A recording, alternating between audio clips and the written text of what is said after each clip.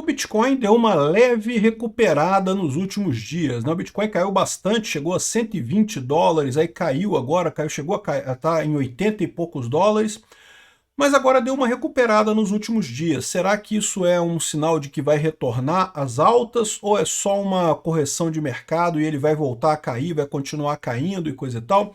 Bom, saber ninguém sabe, mas uma dica que o pessoal tem colocado é a questão da reunião do Fed do dia 9 de dezembro, tá? É a última reunião do Fed do ano, o Fed é o Banco Central americano, né? E as decisões que ele vai tomar com relação ao quantitative tightening, né? Ou seja, o QT, e também a taxa de juros, podem determinar a trajetória do Bitcoin depois disso. Vamos entender o porquê.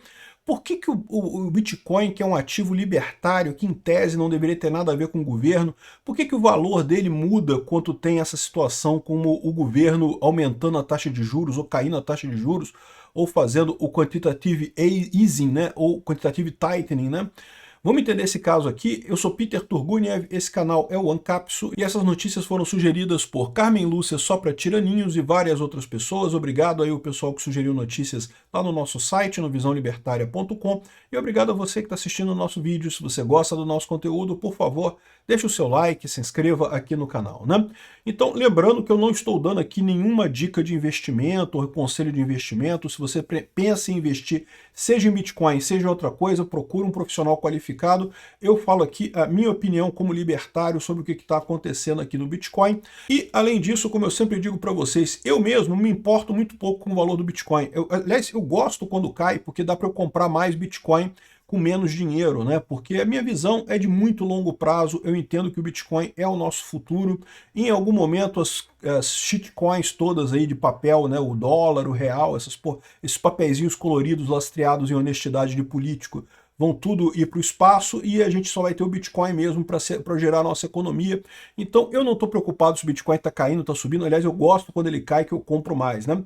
Mas muita gente tem interesse do ponto de vista de investimento. Pô, mas eu comprei mês passado, podia ter deixado para comprar agora, compraria mais agora, né? Então, o que está acontecendo, né? Bom, o Bitcoin ele bateu aqui 124 mil dólares no iniciozinho de outubro, mas desde então ele começou a cair. Deu uma quedazinha, aí subiu de novo, depois caiu mais, subiu de novo, caiu mais, chegou aqui a 84 mil dólares, né? Eu fiz até um vídeo falando que, olha só, em tese, se isso daqui já for o prenúncio do inverno cripto, né?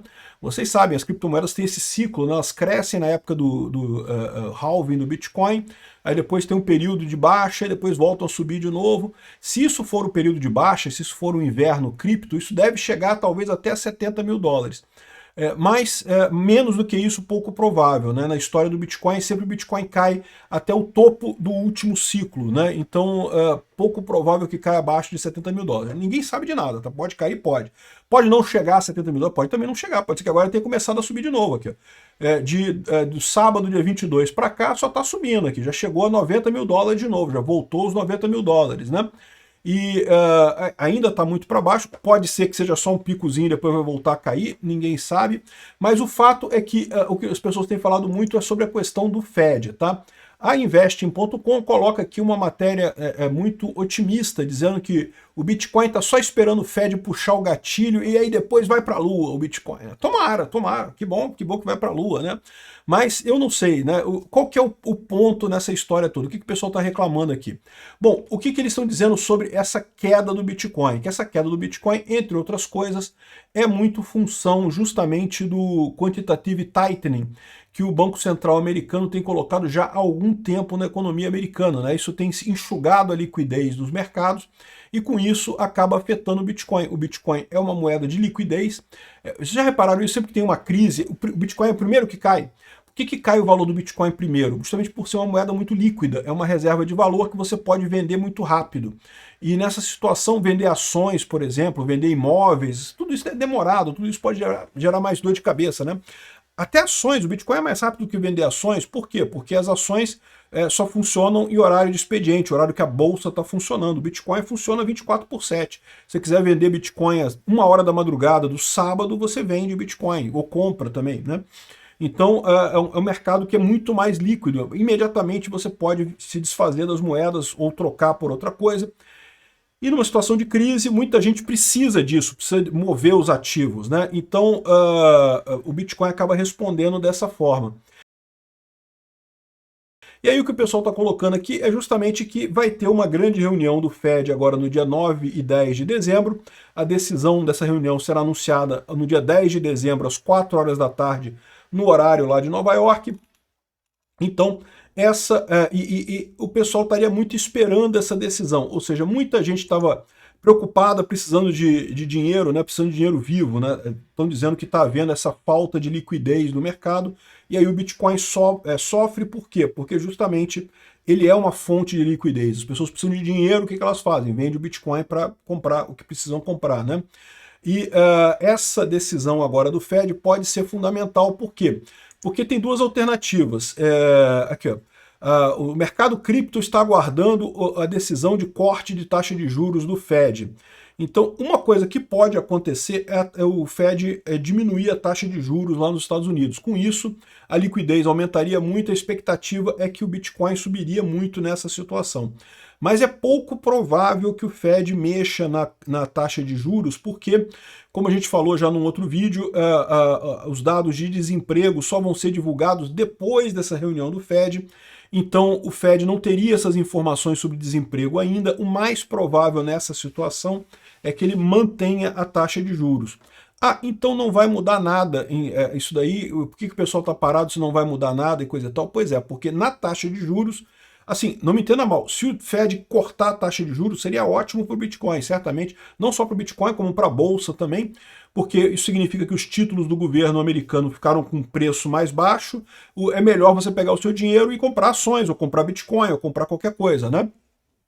Agora, o que pode mudar nessa reunião do Fed, a taxa de juros, assim, pode ser que mude, mas é pouco provável. O que deve mudar é a questão do quantitative tightening, que são medidas que não têm a ver com a taxa de juros propriamente dita, mas forçam os bancos a congelar uma parte dos recursos, uma parte da liquidez no Banco Central. Então o Banco Central meio que dificulta a liquidez para os bancos.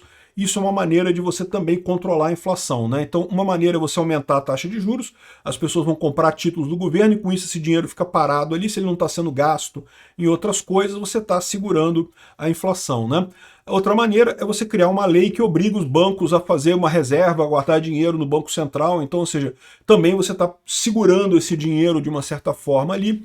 E o problema do quantitative tightening é que deixa os bancos numa situação um pouco mais frágil, porque se eles precisarem do dinheiro, como é que eles vão fazer, né? Se você comprou o título do governo americano e precisa do dinheiro, você vende o título do governo americano.